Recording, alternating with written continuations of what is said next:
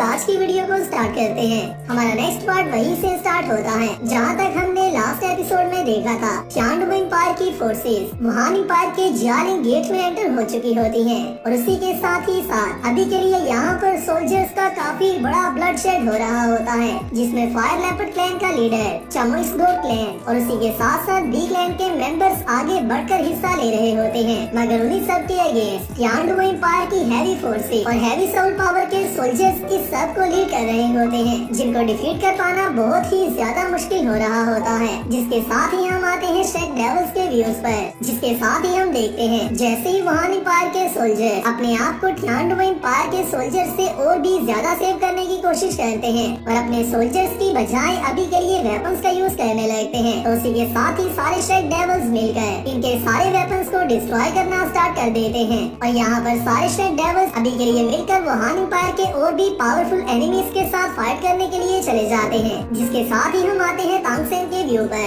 जो कि बिबिडोंग से कहता है आज के दिन तुम्हें मैं इसी बैटलफील्ड पर सबके सामने किल करने वाला हूँ, ताकि जितने भी लोग तुम्हारी वजह से मरे हैं मैं उन सब की साउल्स के लिए जस्टिस ले पाऊं। और इसी के साथ ही बिबिडोंग इस पर काफी हंसने लगती है और इसी के साथ ही कहती है अगर तुम इतने ही ज्यादा ग्रेट हो तो आकर मुझे किल कर लो। और इसी के साथ ही बिबिडोंग अपने डिमोन एम्परर साउल बॉडी का यूज करती है, जिसके साथ ही तांगसेन और बिबिडोंग के दरमियान डोमिनेट फाइट स्टार्ट होती है। और सबसे पहले बिबिडोंग फील्ड ऑफ डेथ का यूज करती है, जिसके अगेंस्ट तांगसेन सिल्वर ब्लू फील्ड का यूज करता है। मगर यहाँ पर तांगसेन की डोमेन बिबिडोंग की डोमेन को सप्रेस करती जा रही होती है, जिस पर बिबिडोंग कहती है मेरी स्ट्रेंथ गुरोंग के साथ फाइट करते हुए काफी ज्यादा ड्रास्टिकली डाउन हो चुकी है और अभी के लिए उसी की वजह से ही तांगसेन मुझे सप्रेस कर पा रहा है और मैं इतनी पावर को यूज ही नहीं कर पा रही कि मैं अपनी पावर को तांगसेन की स्पिरिट पावर के लेवल तक बैलेंस कर पाऊँ या फिर तांगसेन की पावर का मुकाबला कर पाऊँ। और इसी के साथ ही तांगसेन कहता है बिबिडोंग की सारी स्ट्रेंथ बहुत ही जल्दी डिक्रीज होती जा रही है, तो अभी के लिए ये मेरे पास बहुत ही अच्छा चांस है कि मैं अपनी सी गॉड की लाइट का यूज करते हुए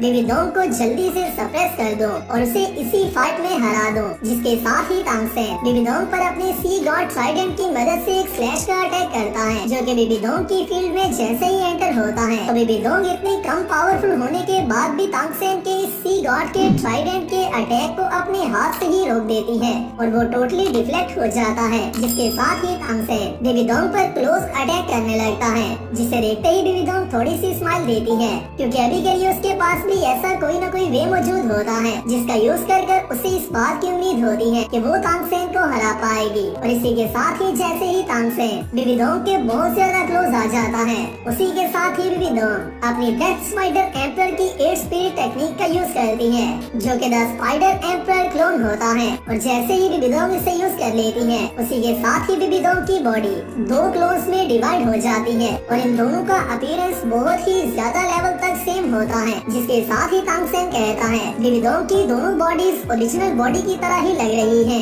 और इवन के मेरे लिए भी इस सब में डिफरेंस कर पाना काफी ज्यादा मुश्किल हो रहा है। और इसी के साथ ही हम देखते हैं तांगसेन और बिबिडोंग के दरमियान कंटिन्यूअसली फाइट चल रही होती है और यहाँ पर तांगसेन क्लोज रेंज में तो बिबिडोंग का अच्छे से सामना नहीं कर पा रहा होता, क्योंकि तांगसेन चाहे फिर कितना भी अच्छा फाइटर क्यों न बन चुका हो, बिबिडोंग के पास बहुत ही लंबा लाइफ एक्सपीरियंस है जो कि उसने फाइट्स करने के बाद ही हासिल किया है। और इसी के साथ साथ बिबिडोंग की स्पाइडर एम्परर की बॉडी उसे बहुत ही अच्छी एजिलिटी प्रोवाइड करती है, जिसका यूज करते हुए बिबिडोंग क्लोज रेंज में किसी को भी बहुत ही इजीली डिफीट कर सकती है। और ऐसा हमने पहले भी काफी मर्तबा देख रखा है। क्लोज रेंज में बिबिडोंग ने तांगसेन को पहले भी काफी मर्तबा डिफीट कर दिया है, मगर उसी के साथ ही हम देखते हैं बिबिडोंग तांगसेन पर अटैक करती है और तांगसेन काफी ज्यादा दूर जाकर गिरता है। जिसके साथ ही बिबिडोंग अपनी दोनों बॉडी से तांगसेन पर अटैक करने लगती है, मगर उसी के साथ ही तांगसेन अपनी प्रेशर ऑफ ग्रेविटी का यूज करता है,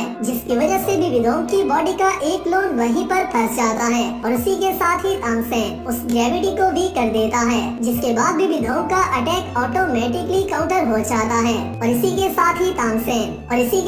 तांगसेन दोबारा से जब बिबिडोंग पर अटैक करता है तो अभी के लिए तांगसेन अपनी टाइगर वेल किंग की साउल बोन का यूज कर रहा होता है, जिसकी वजह से तांगसेन बेबी डॉग की बॉडी को एक ही जगह पर पकड़ लेता है और बेबी डॉग के अंदर उसका सामना करने की पावर भी मौजूद नहीं होती। मगर दोबारा से बेबी डॉग अपनी बॉडी के क्लोज का यूज करती है, जिस सबसे तंग आकर तांगसेन बेबी डॉग पर अपने ट्राइडेंट से अटैक कर देता है और तांगसेन का ट्राइडेंट बेबी डॉग को बहुत ही इजीली एक अच्छा अटैक देता है, जिससे बेबी डॉग को काफी ज्यादा डैमेज भी होता है। और इसी के साथ ही तांगसेन अपने डेविल्स पर्पल आइज का यूज करता है, मगर उसी के साथ ही बेबी डॉग वहाँ से भागने लगती है, जिस सब पर तांगसेन काफी ज्यादा हैरान होता है और उसी के साथ ही कहता है आखिरकार ये सब ऐसा क्यों हो रहा है, बेबी डॉग मेरे से बचकर क्यों भाग रही है। और इसी के साथ ही तांगसेन बेबी डॉग का पीछा करने लगता है और उससे कहता है अभी के लिए ये वक्त आ चुका है कि हम दोनों अपने सारे ग्रेजेस को जियालिंग गेट पर यहीं पर कंप्लीट कर दें। मगर baby dog continuously run away पर रहती है और तांगसेन उसका पीछा करता रहता है। मगर यहाँ पर हम देखते हैं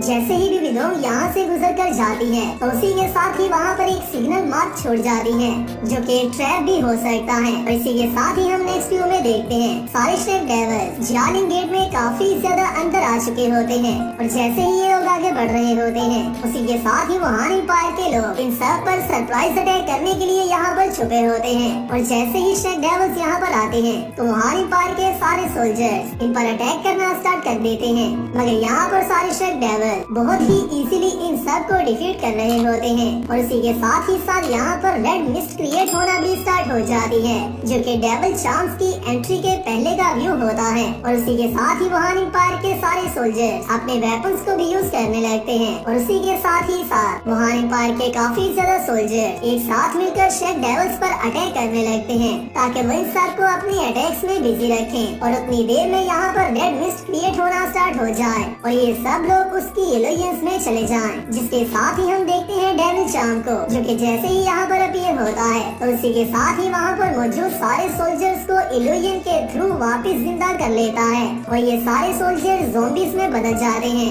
और यहाँ पर शेफ डेविल्स इन सभी वेपन्स का अभी तक सामना कर ही रहे होते हैं कि उसी के साथ ही यहाँ पर मौजूद सोल्जर्स भी उन पर अटैक करना स्टार्ट कर देते हैं और इन सब की काउंटिंग खत्म ही नहीं हो रही होती, जिस सब से सारे शेफ डेविल्स काफी ज्यादा तंग आ जाते हैं। जिसके साथ ही हम देखते हैं मांग जो इन सब से तंग आकर कहता है आखिरकार इन सब की नंबरिंग खत्म क्यों नहीं हो रही और यहाँ पर एग्जैक्टली कितने ट्रूप्स मौजूद हैं। मगर जैसे ही दोबारा से वहाँ एम्पायर के सारे सोल्जर्स इन सब पर अटैक करना स्टार्ट करते हैं तो सारे शेफ डेविल्स उनके साथ फाइट करते करते एक दूसरे से अलहदा हो जाते हैं और उसी के साथ ही यहाँ पर एंट्री होती है डेविल फॉक्स की, जो कि इन सब को इन इल्यूजन्स में और भी ज्यादा धकेलती जा रही होती है। और यहाँ पर इन सब के लिए अभी का ये मोमेंट सबसे ज्यादा हार्ड मोमेंट बन चुका होता है, जिसके साथ ही हमारा ये पार्ट यहाँ पर कंप्लीट होता है। वीडियो आपको अच्छी लगी है तो वीडियो को लाजमी लाइक कर देना और चैनल को सब्सक्राइब कर लेना। मैं मिलता हूँ आप सबसे नेक्स्ट वीडियो में, तब तक अपना और अपने प्यारों का